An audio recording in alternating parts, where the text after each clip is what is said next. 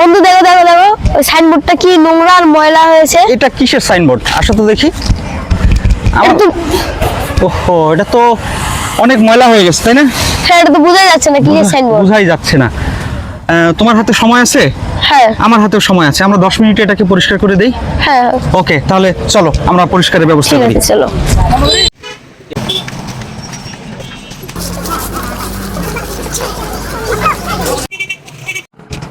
তাহলে আলামিন, হ্যাঁ। দেশের কল্যাণ কিন্তু যে কোনো ক্ষুদ্র অবস্থাতেও করা যায়। হ্যাঁ। আমরা চাইলেই যে আমাদের যে কোনো অবস্থান থেকে আমরা মানে দেশের এবং সমাজের কল্যাণে কাজে লাগতে পারবো, তাই না? হ্যাঁ, আমরা করতে তো পারি এটা। আমরা এটা করতে পারি, অবশ্যই করতে পারি। আমরা প্রথমত একটু পানি দিই, দেখি। এই তো পানি দিয়ে দিলাম। এটা কিন্তু আমি বুঝতেই পারছি না যে আসলে এটা কিসের সাইনবোর্ড ছিল। হ্যাঁ,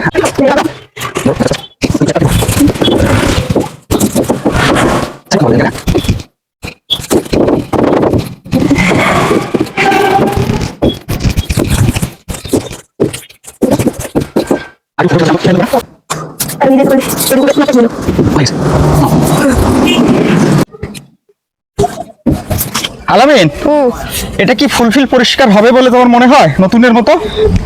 হ্যাঁ, অবশ্যই হবে। তো দেখি আমরা এখন, দেখি একটু সরো। ওয়াও, কি লেখা আছে এখানে একটু পড়ো দেখি।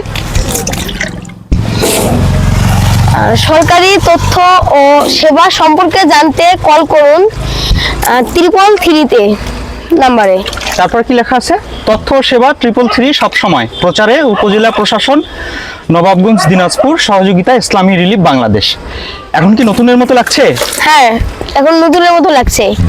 ওকে, আমাদের ক্ষুদ্র প্রচেষ্টায় আজকের এই কাজটা আমরা করেছি। তোমার কেমন লেগেছে?